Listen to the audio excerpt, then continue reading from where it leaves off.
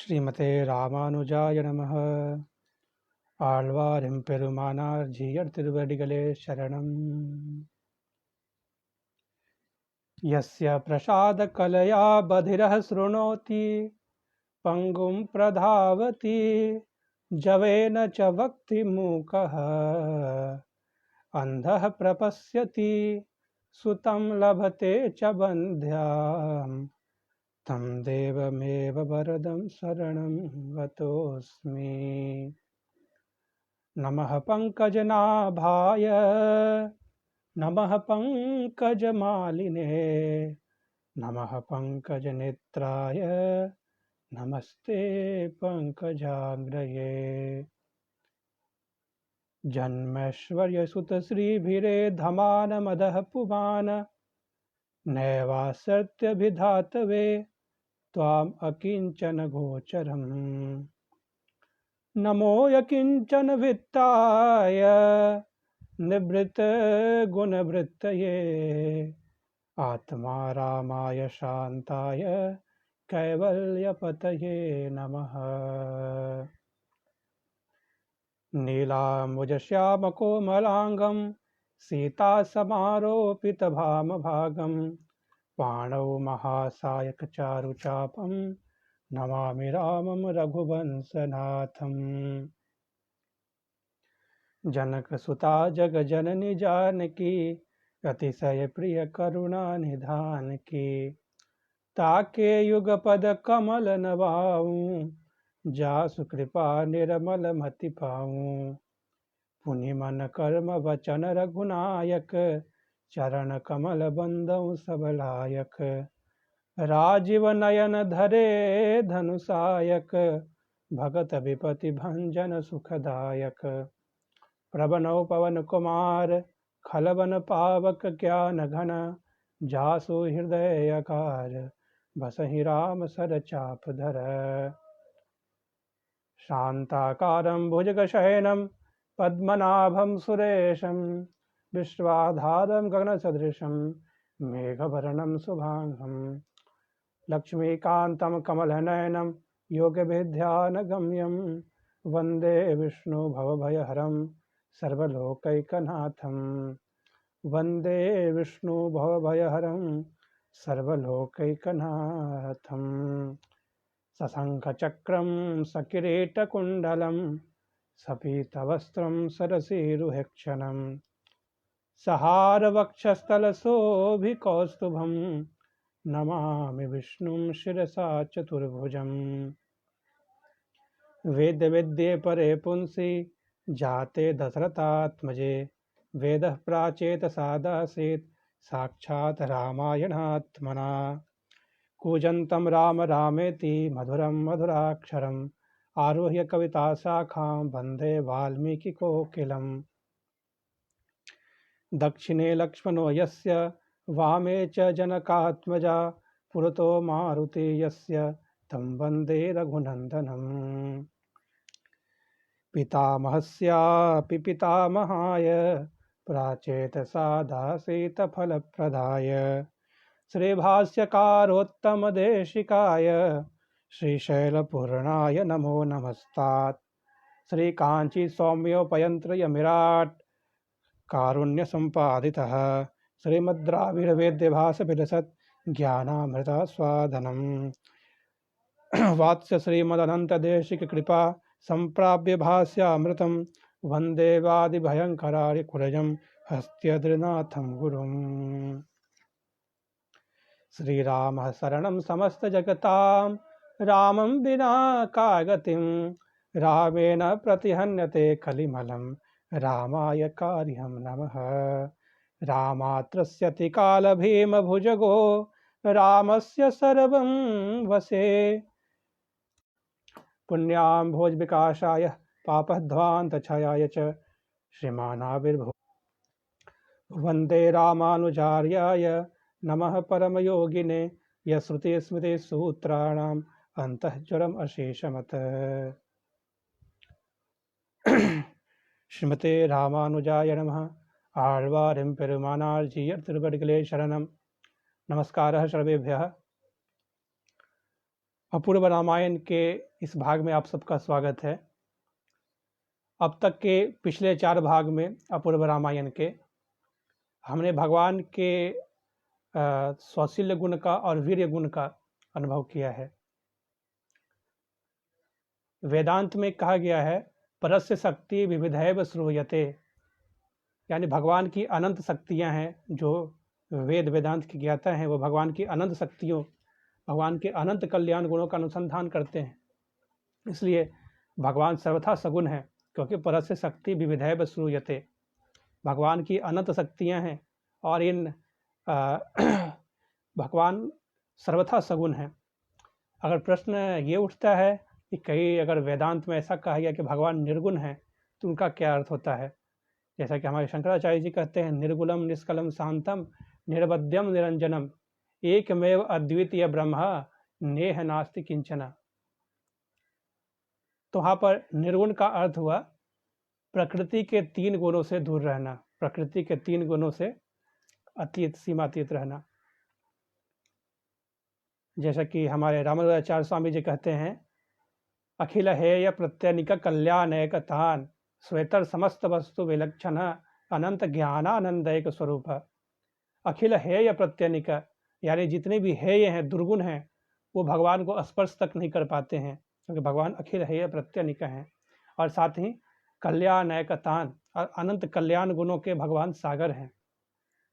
इसलिए भगवान सर्वथा सगुण है, हर अवस्था में सगुण है, क्योंकि भगवान किसी भी अवस्था में अपने गुणों से रहित नहीं हो सकते। जहाँ भी वेदांत में निर्गुण शब्द कहा गया है तो निर्गुण शब्द का अर्थ हुआ अखिल हेय प्रत्यनिक, यानी सत्व रजस तमस, इन 3 गुणों से भगवान का स्पर्श न होना, इन 3 गुणों से त्रिगुणों से त्रिगुणातीत होना, यही अर्थ है भगवान का निर्गुण होने का। जैसे हम कहें कि वो व्यक्ति बहुत अच्छा बोलता है, बहुत मीठा बोलता है और कोई बुरे शब्दों का प्रयोग नहीं करता है। गुण तो दोनों ही हैं। एक गुण है वो बहुत अच्छे मीठे शब्दों का प्रयोग करता है, और दूसरा गुण है वो कोई भी गलत बात नहीं बोलता है, कोई भी अपशब्दों का प्रयोग नहीं करता है। तो 2 गुण हुए, एक अपशब्दों का प्रयोग न करना और दूसरा मीठे शब्दों का प्रयोग करना। इसी प्रकार भगवान निर्गुण कहने का अर्थ है प्रकृति के गुणों से रहित रहना, और सगुण कहने का अर्थ है भगवान का अनंत कल्याण गुणों से सहित होना। जैसे भगवान का सौशील्य गुण जिसकी हमने चर्चा की, महतो मंदेह सह निरंध्रेण संश्लेषः, समस्त व्याप्त होने के बावजूद भी भगवान इस निकृष्ट धराधाम पे आते हैं और शबरी जैसे चतुर्थ वन की निषाद राज गुह और वानर राज सुग्रीव, राक्षस राज विभीषण, सबसे मैत्री स्थापित करते हैं और सबको अपने भाई का दर्जा देते हैं, रामस्य आत्मसखा। तो इस भगवान के सौशील्य गुण की हमने प्रथम 3 भागों में चर्चा की है। पिछले भाग में हमने भगवान के वीर्य गुण की चर्चा की है। वीर्य गुण का अर्थ है इसमें शौर्य हो, पराक्रम हो। अहम वेद्मि महात्मानम रामम सत्य पराक्रमम, जैसा कि विश्वामित्र जी कहते हैं भगवान सत्य पराक्रम है। अगर यह प्रश्न उठता है कि एकमेव अद्वितीय ब्रह्म नेह नास्ति किंचन, भगवान तो अद्वितीय हैं, ब्रह्म के अलावा कोई अस्तित्व में आ ही नहीं सकता, तो उस गुण का अस्तित्व कैसे हो सकता है? क्योंकि गुण और गुणवान दोनों में अंतर तो सिद्ध है, गुण गुणवान से तो भिन्न ही रहेगा, तो यहाँ तो द्वैत हो जाएगा। तो शंकराचार्य के हिसाब से यह प्रश्न उठ सकता है कि भगवान के गुण जो है वो सगुण ब्रह्म में होते हैं, लेकिन सगुण ब्रह्म को उन्होंने व्यवहारिक धरातल पे कहा है। पारमार्थिक धरातल पर भगवान सभी गुणों से रहित है, क्योंकि जिसमें गुण है वहाँ तो द्वैत हो जाएगा, भगवान और भगवान के गुण। और वेदों में भी साक्ष्य मिलता है एकमेव अद्वितीय ब्रह्म। तो सिद्धित्रय नामक ग्रंथ में हमारे यामुनाचार्य स्वामी जी उदाहरण देते हैं। एक बहुत ही प्रख्यात कवि एक राजा के दरबार में आया और कहा, हे राजा आप तो अद्वितीय हैं। तो राजा बड़े प्रसन्न हुए, मैं अद्वितीय हूँ क्या? राजा ने उसे बहुत सारा उपहार दिया और उसे भेज दिया। तो साथ के जो जलने वाले मंत्री थे उन्होंने कहा, राजा इसने क्या कह दिया? क्या आप अद्वितीय हैं? तो क्या आपकी पत्नी नहीं है? क्या आपके पुत्र नहीं है? क्या आपका यह साम्राज्य नहीं है? तो आप अद्वितीय कैसे हो सकते हैं? आपके अलावा भी तो यहाँ कई सारे मौजूद हैं। उसने कह दिया आप अद्वितीय हैं, आपके अलावा कोई है ही नहीं, अद्वितीय का अर्थ। और आप मान गए तो राजा बड़े गुस्सा हुए कि इसने मुझे ठग लिया। उन्होंने उस विद्वान को दोबारा बुलाया और कहा तुमने किस आधार पर मुझे अद्वितीय कहा और मुझसे धन भी ऐंठ लिए? मैं अद्वितीय कहाँ हूँ, मेरे अलावा तो इतने सारे लोग हैं। कहा राजन आपने अद्वितीय का अर्थ ही गलत समझा। अद्वितीय कहने का अर्थ है एक ऐसा राजा जिसके पास इतनी विशाल शक्ति है, एक ऐसा राजा जिसके पास इतनी सहधर्मचरिता पत्नी है, एक ऐसा राजा जिसके इतने विद्वान मंत्री हैं।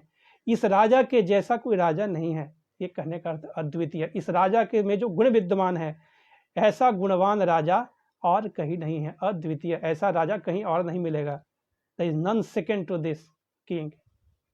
तो ये कहने का अर्थ अद्वितीय का। इस प्रकार हमारे रामानुज स्वामी और आमनाचार्य स्वामी भी इसकी व्याख्या करते हैं। अद्वितीय ब्रह्म कहने का अर्थ हुआ ऐसा नहीं कि ब्रह्म के अलावा किसी की सत्ता ही नहीं है। अद्वितीय ब्रह्म कहने का अर्थ है एक जो अनंत कल्याण गुणों से विशिष्ट ब्रह्म है, वैसे ब्रह्म के समान कोई दूसरा नहीं है, क्योंकि ना तस्य प्रतिमा अस्ति। भगवान के समान कोई है ही नहीं। भगवान के समान कोई गुणवान नहीं है, भगवान के समान कोई रूपवान नहीं है, भगवान के समान कोई सौशील्यवान नहीं है।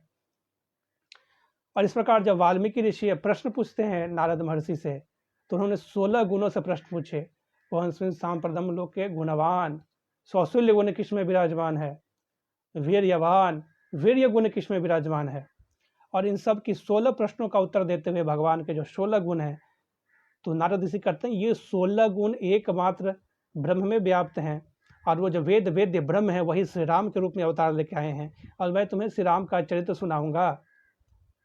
और ये चरित्र जो कि वेद वेद्य भगवान श्री राम के रूप में आए हैं, तो वेद स्वयं रामायण के रूप में अवतरित होते हैं। और इसलिए भगवान को वीर राघव, महावीर, जैसा कि हमारे वेदांत ऋषि स्वामी कहते हैं जय जय महावीर।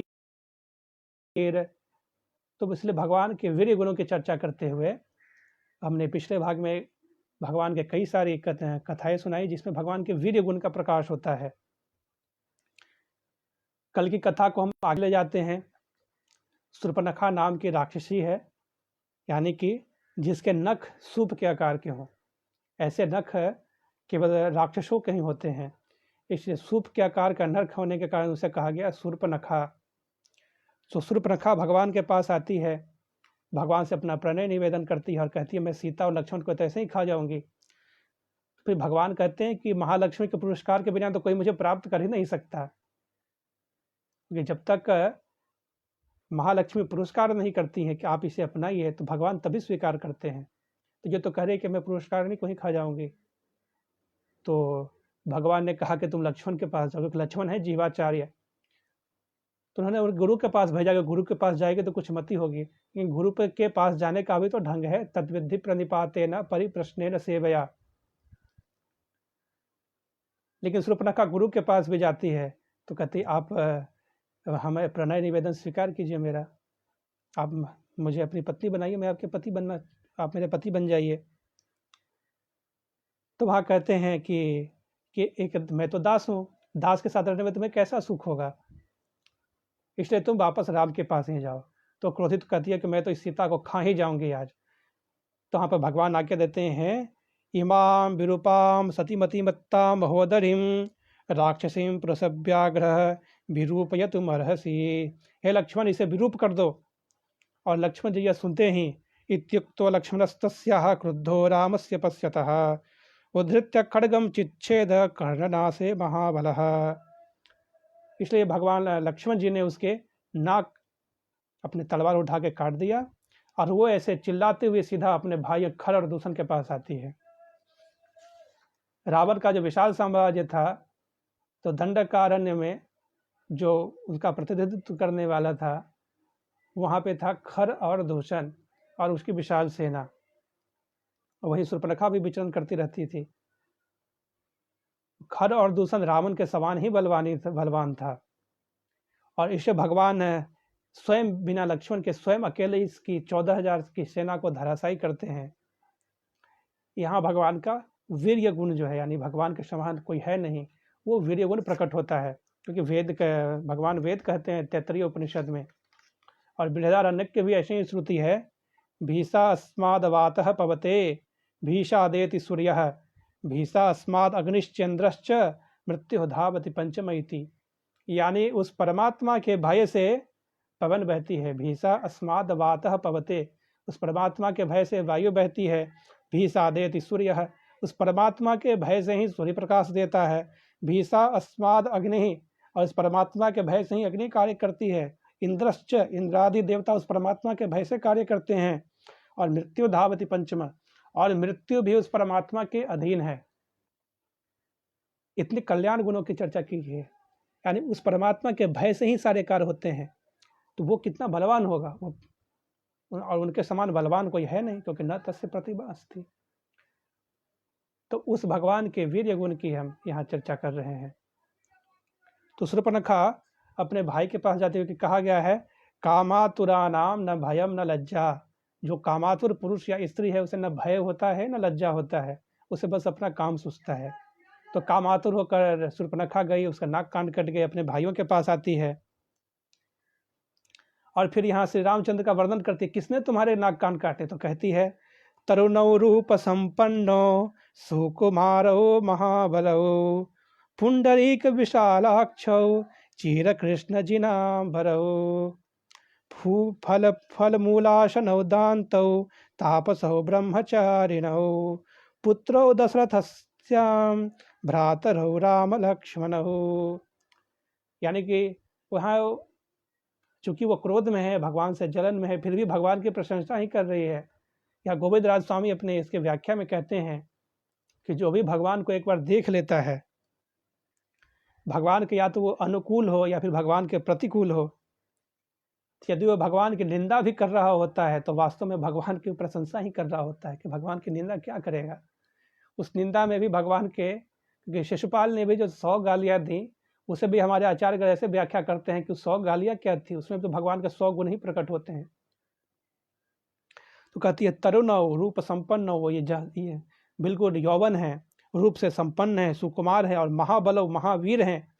पुंडरीक विशाल अक्ष, उनके कमल के समान, नए प्रातः काल खिले हुए कमल के समान 2 विशाल विशाल नेत्र हैं। चीर कृष्ण जिनांबरौ, और उन्होंने मृग चर्म वस्त्र पहन रखे हैं।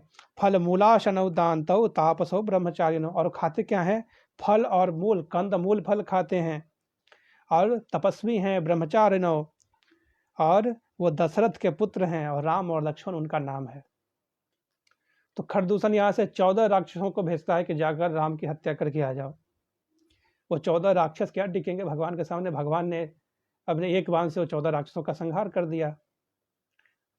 तो खरदूषण अपनी सेना निकलता है, 14,000 की सेना है खर और दूषण, और उसके साथ है त्रिशरा नाम का राक्षस। और भगवान कहते हैं कि लक्ष्मण, तुम सीता के साथ इस कंदरा में चल जाओ, गुफा में चल जाओ और सीता की रक्षा करो।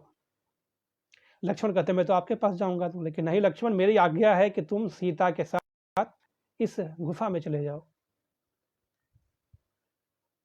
तो भगवान ने ऐसा क्यों कहा? इसके लिए आचार्य भाव देते हैं कि जब भी भगवान सीता के साथ होते हैं, सीता है कौन? पुरुषकारिणी, पुरुषम करोति पुरुषकारः, यानी माता अपने पुत्रों को सदैव क्षमा कर देती हैं। इतना बड़ा अपराध तो किया जयंत ने माता के वक्षस्थल पर प्रहार किया, इससे बड़ा पाप क्या हो सकता है? जयंत को भी माता ने क्षमा कर दिया।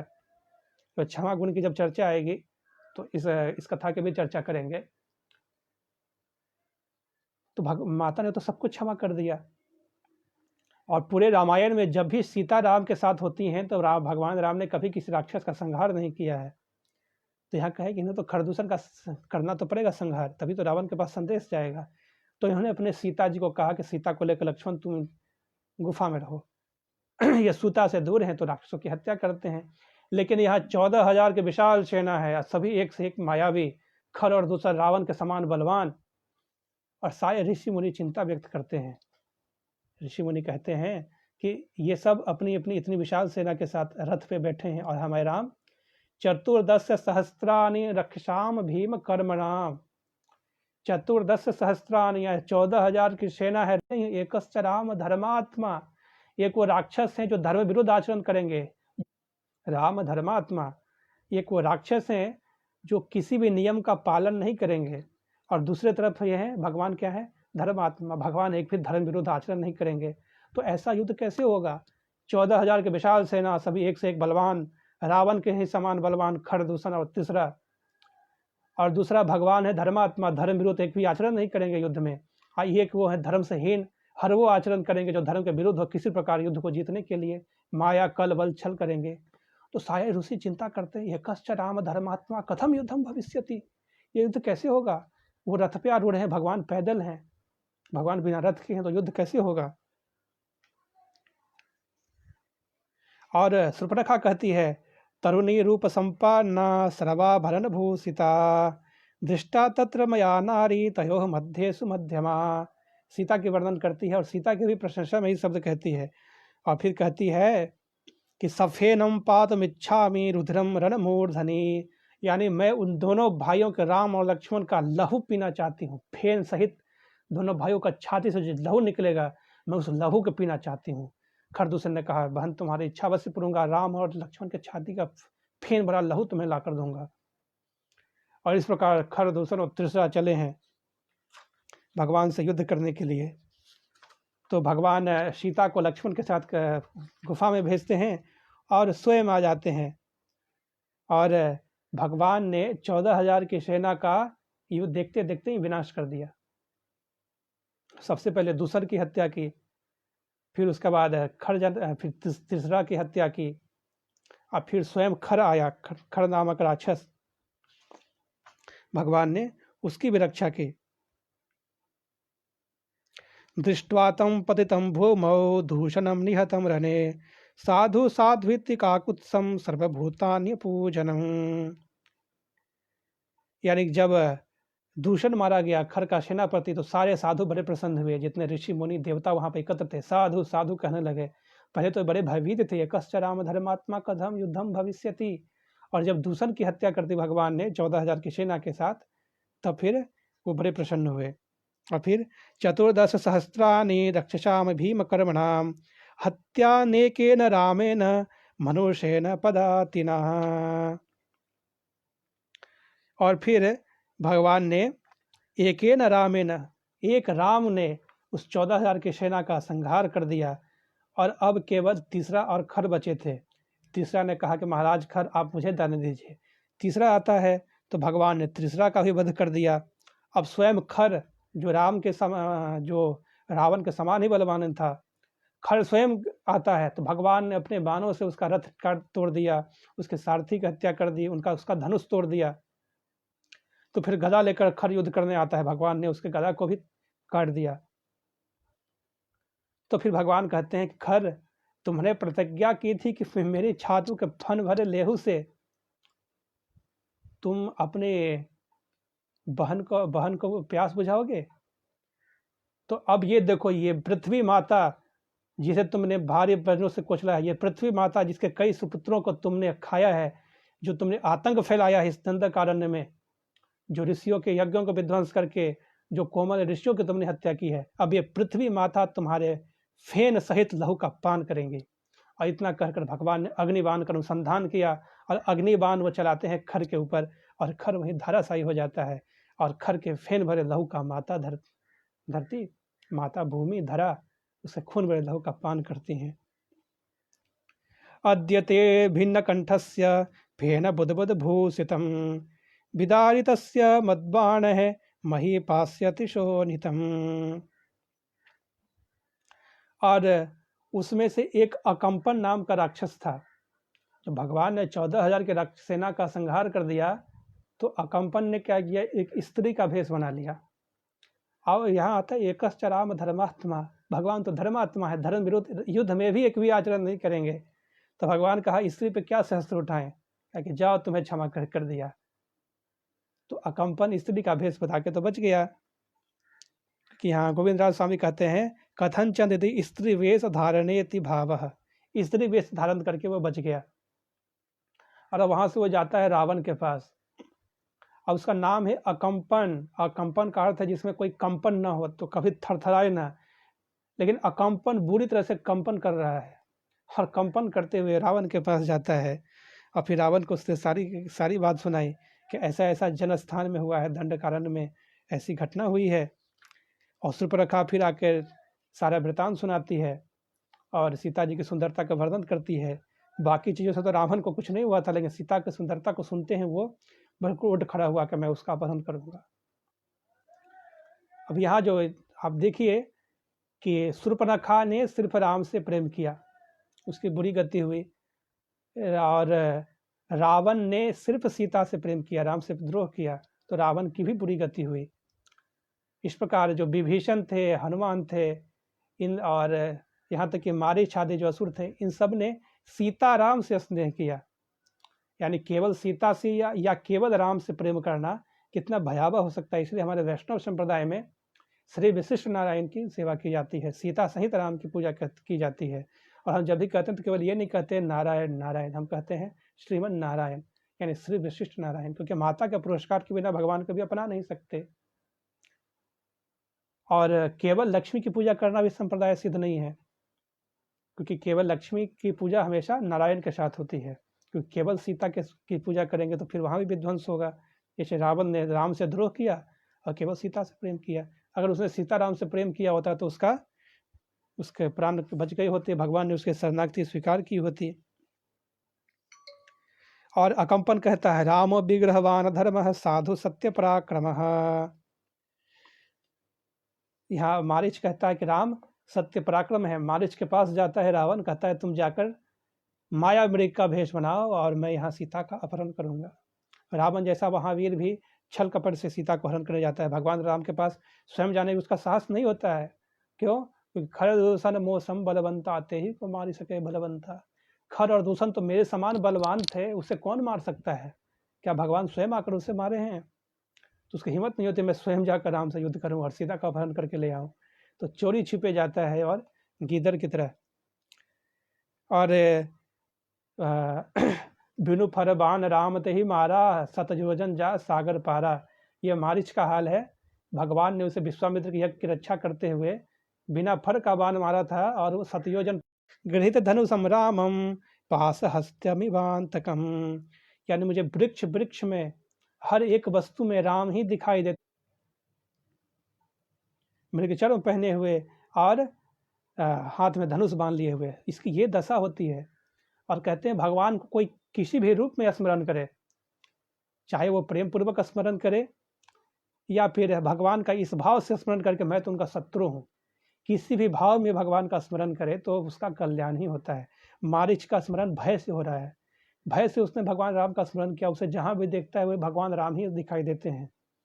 तो भयपूर्वक जो इतने सालों की उसकी उपासना है, उसकी उपासना का उसे फल मिलने वाला है। मारीच को भगवान रावण ने माया मृग का भेष बना करके जाने को आदेश दिया और वो कहता है कि रावण से मरने से अच्छा है तो मैं भगवान राम से ही मरूं। वहाँ से वो जाता है। और देखिए यहाँ क्या वाल्मीकि कहते हैं, सीता दर्शन आकांक्षन राक्षसो मृगताम गतः। सीता के दर्शन की आकांक्षा से वो जाता है, क्योंकि सीता देखेंगी माया मृग को, तो सीता के दर्शन की आकांक्षा से जाता है। तो यहाँ महालक्ष्मी का पुरस्कार भी इसे प्राप्त हो गया मारीच को। बिना महालक्ष्मी के पुरस्कार के भगवान किसी पर कृपा नहीं करते हैं, तो महालक्ष्मी का पुरस्कार कृपा दृष्टि भी इसे प्राप्त हो गया माया मृग को। महालक्ष्मी कहती हैं कि आप मुझे यह माया मृग चाहिए, आप कहीं से ला कर दीजिए। लक्ष्मण सावधान करते हैं कि यह माया मृग है, भगवान इसके साथ न जाइए। लेकिन भगवान कहते हैं माया मृग ही हुआ तो फिर भी मैं इसे बांध कर लाऊंगा, अगर यह राक्षस है तो इसकी हत्या करूंगा, क्योंकि राक्षस का वध करना निश्चय है मेरा। भगवान ने दंडकारण्य में धनुष उठाकर प्रतिज्ञा की कि मैं दंडकारण्य के हर एक राक्षसों का और इस पूरे भूमि को राक्षसों से हीन कर दूंगा। और सीता तो जगन माता है, सीता तो पुरुषकारणी है, तो हाँ भगवती ने भी प्रतिज्ञा की कि भगवान ने अगर शपथ लिया है कि मैं सबकी हत्या करूंगा तो मैं ही प्रतिज्ञा लेती हूँ कि इन सबकी रक्षा करूंगी। और सिर्फ अपने ही संकल्प से सीता जी लंका की ओर लंका प्रस्थान करती हैं। ये सीता की अपनी इच्छा थी और सीता के संकल्प के अनुसार ही माया मृग की घटना हुई है। क्योंकि जब भगवान संकल्प लेते हैं मैं राक्षसों का वध करूंगा, तो सीता भी संकल्प लेती हैं कि मैं इनकी रक्षा करूंगी। तो सीता के इस संकल्प के अनुसार ही, क्योंकि वो उनके पुरस्कार प्रदान करने हेतु उनकी रक्षा करने हेतु वो लंका जाने का संकल्प लेती हैं, तो फिर ये माया मृग की घटना होती है। और फिर भगवान उस माया मृग के पीछे जाते हैं। ये सारी घटनाएं होती हैं। फिर सीता जी का अपहरण होता है। यहाँ तक हमने भगवान का वीर्य गुण देखा कि कैसे उन्होंने 14,000 की सेना का वध किया। एकश्च राम धर्मात्मा कथम युद्धम भविष्यति, और एक धर्मात्मा राम ने 14,000 की सेना का अकेले ही संहार कर दिया। और खरदूषण जो रावण के समान बलवान थे, उन खरदूषण की पूरी सेना सहित वध कर दिया। और खरदूषण की जो प्रतिज्ञा थी कि हे बहन, मैं राम के फेन भरे लहू से तुम्हारे प्यास को बुझाऊंगा, वो तो ना हो सका। लेकिन माँ जो धरनी है, धरनी ने अपनी प्यास उसे खोलते हुए लहू से, उसको फेन भरे लहू से अपनी प्यास बुझाई, क्योंकि उसने कितने ऋषियों की हत्या की थी। अब इस ग्रंथ में जो आगे की घटना का जिक्र है वो है बाली। बाली इतना बलवान था कि बाली ने रावण को अपने पूंछों में बांध लिया था, और पूंछों में बांध करके वो कई दिनों तक तीर्थ करता रहा, तीर्थ भ्रमण। और फिर वापस जब अपने किष्किंधा राज आया तो अंगद को खिलौना के रूप में दिखाता है कि देखो 10 हाथ का और 10 मूड़ी का एक ठो खिलौना है, इसे हम खेल रहे हैं। रावण जैसे महान शक्तिशाली को बलि इतना पराक्रमी था। बाली ऐसा पराक्रमी था कि उसने रावण को अपने पूंछ में बांध के तीर्थों का सैर किया और अंगद के सामने खिलौना बना के उसके साथ खेला, और फिर दया खा करके रावण को छोड़ दिया। और उस बाली की हत्या की हमारे भगवान राम ने। इससे पहले हम देखते हैं कि कार्तवीर्य अर्जुन जो इतना शक्तिशाली था, कार्तवीर्य अर्जुन की हत्या की परशुराम ने। और वो परशुराम भी किसके सामने असहाय हो जाते हैं? भगवान राम के सामने। तो रावण का वध करना कौन सी बड़ी बात है? जब रावण को ही पराजित करने वाले कार्तवीर्य अर्जुन और बाली भगवान के सामने निसहाय हो जाते हैं, तो कार्तवीर्य अर्जुन की क्षमता ही क्या है भगवान के सामने खड़ा हो जाए। भगवान जब किष्किंधा प्रवेश करते हैं तो वहां उनकी वानर राज सुग्रीव से मित्रता होती है। और यहाँ हमारे अति मानुषस्तव में हमारे कुरेशाचार्य स्वामी कहते हैं कि हे भगवान, आपकी कैसी लीला है। वो सुग्रीव जिसकी रक्षा आपने की, बाली से सुग्रीव की रक्षा भगवान ने की, और फिर उसकी रक्षा करने के पश्चात उस सुग्रीव से ही आप विनती करते हैं कि तुम मेरी रक्षा करो, तुम मेरी सहायता करो। जो सुग्रीव की रक्षा आपने की, वो भला आपकी सहायता क्या कर सकता है? तो हे भगवान, आप तो ऐसे दयालु हैं कि अपने भक्तों का ऐसा मान देते हैं। भगवान अत्यंत वीर्यवान होते हुए भी भक्तों को इतना मान देते हैं। और फिर बीच की एक घटना है जटायु की,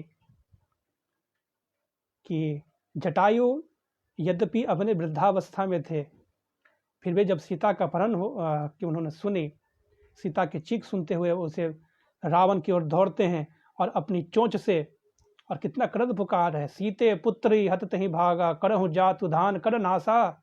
हे सीते पुत्री, मैं अभी जातुधान का नाश करता हूं, तुम एक क्षण के लिए रुको। और वो रावण पे आक्रमण करते हैं, और रावण का उन्होंने रथ तोड़ दिया, रावण के सारथी का हत्या कर दिया, और रावण के 10 हाथ को उन्होंने अपने चोंच से काट दिया।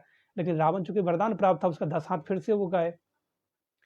और रावण जब भूमि पर धराशायी होकर गिरा तो वहां से उसने युद्ध करना शुरू किया। लेकिन युद्ध करते करते आखिर तो वृद्ध थे, तो उन्होंने जटायु के पंख काट दिए। और फिर जटायु असहाय अवस्था में जब वहां गिर गए, तो सीता जटायु को अपने गोद में उठा करके क्रंदन करती है, हे तात, हे तात। ततस्तु तम पत्ररथम महीतले निपातितम रावण वेगवर्धितम पुनश्च संगृह्य शशि प्रभानना रुदोत सीता जनकात्मजा तदा। सीता जी जटायु को अपने गोद में लेकर क्रंदन करती हैं, हे तात, हे तात, ये क्या हो गया। और यहाँ सीता जी के नयनों का जिक्र किए हैं वाल्मीकि, शशि प्रभानना, यानी शशि शीतलता प्रदान करती है। भगवान के नेत्रों का जब भी वर्णन आता है तो सूर्य के समान नेत्र है भगवान का, और चंद्र के समान नेत्र है। सूर्य चंद्रौ च नेत्रौ, भगवान का एक आंख सूर्य के समान है और एक आंख चंद्रमा के समान है। पापियों के लिए भगवान की आंख सूर्य के जैसी है, और भक्तों के लिए भगवान की आंख, अपने आश्रितों के लिए भगवान का आंख चंद्रमा के समान शीतल है। लेकिन यहाँ सीता जी की बात कैसे की जाए? महालक्ष्मी की शशि प्रभानना, महालक्ष्मी की दोनों आंखें तो चंद्रमा के समान शीतलता प्रदान करने वाली हैं, इसलिए महालक्ष्मी तो पुरुषकारिणी है। क्योंकि महालक्ष्मी तो पुत्रों के प्रति वात्सल्य भाव रखने वाली हैं। तो सीता जी की करुणा दृष्टि पड़ी जटायु पे, जटायु को भगवान का सीता जी का पुरस्कार प्राप्त हो गया। तो सीता जी का जब पुरस्कार प्राप्त होता है तो जीवात्मा की सदगति तो निश्चित है। तो जटायु का ऐसा भाग्य देखिए, पूरे आप अनेक पुराणों में, रामायण और महाभारत रूपी इतिहास में अनंत भक्तों की कथा उठा के देख ले, लेकिन ऐसा सौभाग्य किसी को प्राप्त नहीं हुआ कि जटायु ने माता के गोद में भी स्नेह प्रदान किया, स्नेह प्राप्त किया। माता के यहाँ शशि प्रभानना, अपने चंद्रमा समान आंखों से माता करुणा दृष्टि बरसाती हैं। और फिर जटायु का अपने शरीर कैसे त्यागा, भगवान जब उसे मिलते हैं तो भगवान ने अपने जटाओं से उनका धूल साफ किया और भगवान की गोद में जटायु ने अपने प्राण त्यागे और भगवान उन्हें वैकुंठ प्रदान करते हैं। तो ऐसी मृत्यु किसकी हो सकती है? सीता जी का जैसे पुरस्कार प्राप्त हुआ हो, सीता जी ने स्वयं अपने गोद में जिसे उठा के हे तात कहकर क्रंदन किया हो, और जिसकी आखिरी गति भगवान के गोद में हुई हो, इससे भाग्यवान कौन हो सकता है? ऐसे भगवान हमारे जटायु थे। गिद्ध अधम खगयामिस भोगी, गति दिन ही जे ही जाचत योगी। कैसे अधम शरीर में विद्यमान विराजते थे वो। उनका शरीर है गिद्ध का, और गिद्ध क्या खाता है? गिद्ध हमेशा मांस खाता है। और वैसे शरीर वाले पे भगवान ने ऐसी कृपा की है कि उसके अपने हाथों से उसका पूरा अंतिम संस्कार किया। अपने पिताजी का तो खुद अपने हाथों से अंतिम संस्कार नहीं किया, लेकिन यहाँ गिद्ध का अंतिम संस्कार स्वयं करते हैं और इसे अपने पिता के समान सारे कार्यों को करते हैं। इस जटायु गिद्ध का ये भगवत कैंकरी की प्रधानता है कि भगवान तो वीर्यवान तो हैं ही, लेकिन उस वीर्यवान के साथ ही भगवान अत्यंत क्षमाशील हैं और भगवान अत्यंत कृपालु हैं। इन सभी गुणों की चर्चा इस दिव्य ग्रंथ में की गई है। अभी तो हम वीर्य गुण की चर्चा कर रहे हैं। और इस जटायु के बाद जब भगवान यहाँ सुग्रीव के पास आते हैं तो भगवान ने सुग्रीव पर कृपा की और बीच में भी अनेक राक्षसों का वध करते हुए आगे बढ़े। कबंध नाम के राक्षस का, फिर बीच में एक और अयोमुखी नाम की राक्षसी आती है जो लक्ष्मण जी से कहती है तुम मेरे पति बन जाओ। लक्ष्मण जी ने उसका भी नाक कान काट दिया और आगे वो पहुँचते हैं, सुग्रीव पे कृपा करते हैं भगवान। और सुग्रीव की कृपा और बाली का वध करना, यही भगवान का वीर्य गुण है, क्योंकि बाली इतना शक्तिशाली था कि बाली ने रावण को अपने खिलौना बनाकर रख लिया था। तो या विज्ञात पूर्वश्च वाली वानर पुंगवः रामेण निहत संख्ये सरय नेके न वानर। और वैसे शक्तिशाली वानर जो बाली था, उसके भगवान ने एक बाण से उसका संहार कर दिया। वैसे शक्तिशाली, जिसके सामने रावण नहीं टिक पाया था, वैसे शक्तिशाली वानर का भगवान राम ने एक बाण से उसकी हत्या कर दी। और इसके आगे की जो कहानी है, भगवान का लंका का प्रस्थान करना और रावण के साथ युद्ध करते हुए भगवान का जो वहाँ वीर्य गुण प्रकट हुआ है, उसकी हम अगले भाग में चर्चा करेंगे। और इसके साथ ही भगवान का जो ये गुण है कह वीर्यवान, ये समाप्त होगा। और उसके बाद हम अगले गुण की चर्चा करेंगे। कौन स्विन सांप्रदमलो के गुणवान कश्च वीर्यवान चारित्रेण च कह युक्तः। इसके बाद इस गुण की चर्चा होगी कि चारित्रेण च कह युक्तः, चरित्र में सबसे उत्तम कौन है? तो उसका एक ही उत्तर है, इक्ष्वाको वंश प्रभु रामो नाम च नैसुतः। एकमात्र राम ही हैं जिनमें ये 16 गुण प्राप्त होते हैं, क्योंकि परमात्मा में ही ये 16 गुण प्राप्त हो सकते हैं। और इस प्रकार एक एक करके हम भगवान के इन 16 गुणों की चर्चा करेंगे। अभी हमने भगवान की 180 गुण की चर्चा की, कह गुणवान, और दूसरा कह वीर्यवान, भगवान के वीर्य गुण की चर्चा की। और आगे के भागों में आगे की चर्चा करेंगे। जय श्रीमन नारायण। आழ்வார் एम्पेरुमानार जीयर तिरुवगड़ेले शरणम। श्री वरवर महामुनिये नमः। श्रीमते रंगदेशिकाय नमः। श्रीमते रामानुजाय नमः। सर्वेभ्यो पूर्वाचार्यभ्यो नमः।